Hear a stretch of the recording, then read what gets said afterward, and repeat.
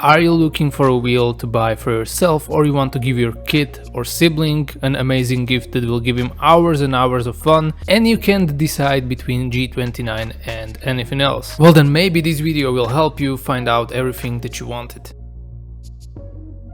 Also, if you have a TikTok brain and you don't know how to sit still and listen for more than 15 seconds, then click on the description as I'll put all pros and cons in there.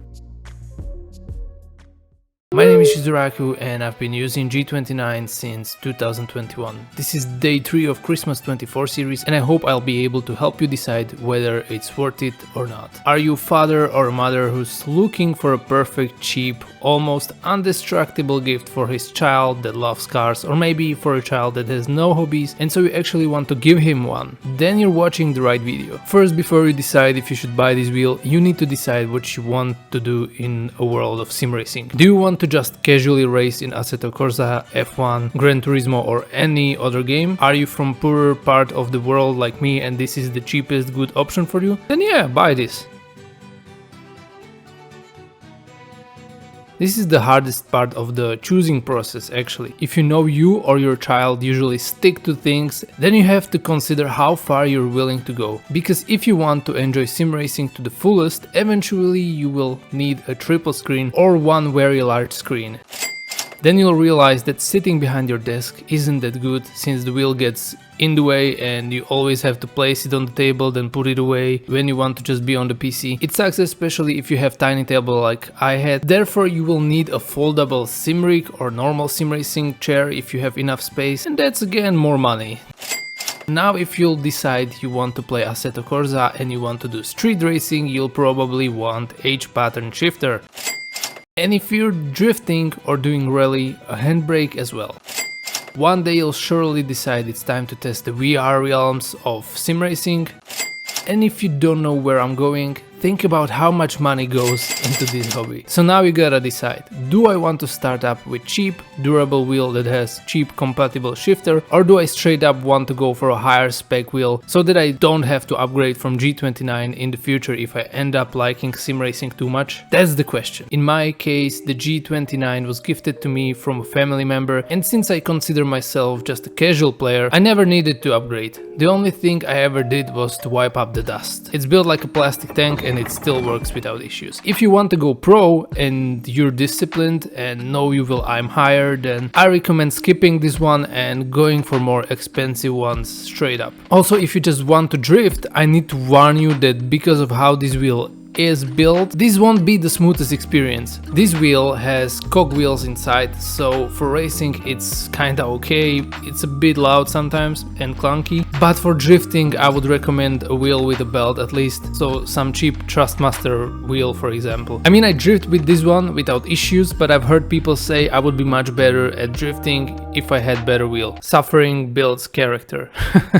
The family member who gave me this wheel updated the Trustmaster wheel. He told me it should be better because it has belt instead of cogwheels or something, but honestly, when I tried the Trustmaster wheel, I mean I didn't try drifting, but I did some GT7 racing with the Trustmaster, it was just fine.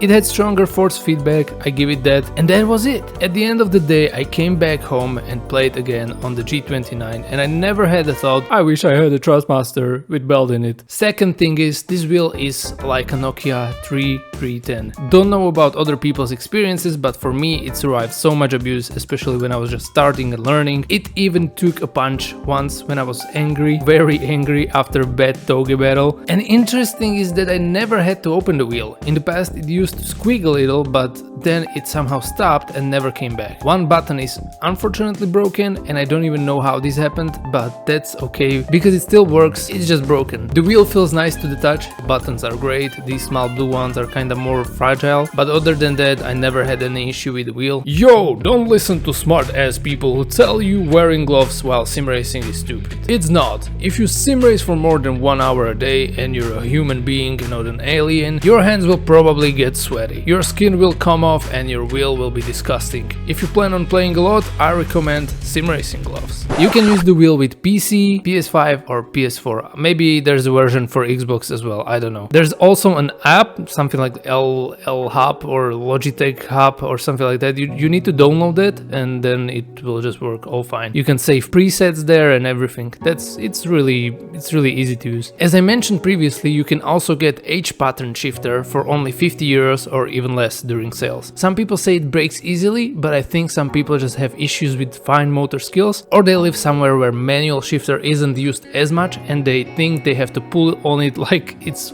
Fast and Furious episode 75. Because I don't get how you break a shifter. You only need like 2 fingers to shift, bro. For me, it's been already 2 or 3 years since I've got this one and it works without any issues. I told myself I will never upgrade until this wheel breaks, and somehow it isn't breaking yet. Hopefully I didn't curse it now. The only other downside I would say are the pedals. I've always had issues with them sliding on the floor, so I always have to set them up so that there's something behind them, for example a wall, to keep them stable. But you can also screw them to the sim rig and then this issue goes away. Plastic part of the pedals kinda cracks a lot, and the accelerator pedal is worn out for me, gives absolutely no resistance at all. It's magic that it even comes back still. You can mount this wheel on the table with these clamps or screw it to the sim rig since it has these openings.